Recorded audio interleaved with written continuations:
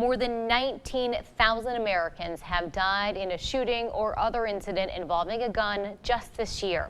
That is according to the Gun Violence Archive. News 8 Now's Rob Ramono spoke live with law enforcement and a gun shop owner about how guns are ending up in the wrong hands. Rob?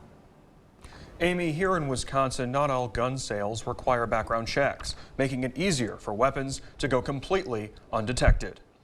Technically, if you're in Wisconsin and you sell a firearm to a person that can't have one legally, then you're responsible for that. Roger Wendling is the owner of Monsour's Sport Shop in La Crosse. He's a federally licensed firearm dealer, and every weapon sold at this shop requires a background check. And they check out certain things on everybody. But for private gun sales in Wisconsin, background checks are not required. People that sell the guns, they'll have to realize that they are responsible for that. According to Sheriff's Department Patrol Captain Marty Peterson, neighborhood gun sales are also unregulated. But if it's a private person, for example, one neighbor selling a firearm to another neighbor, there's no regulation on that.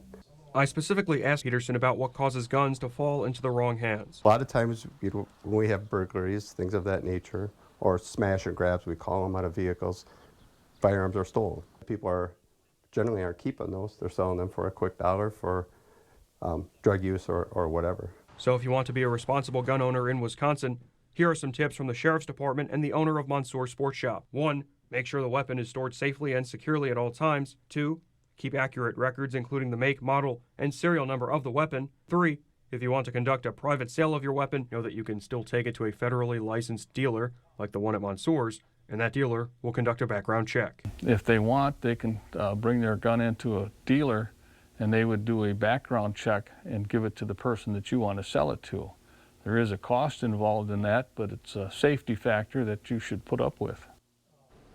Now keep in mind, convicted felons in the state of Wisconsin cannot buy or possess firearms. Amy, I'll send it back to you. All right, thank you, Rob. According to a recent survey from the Rand Corporation, you will find at least one firearm in more than 45% of Wisconsin homes.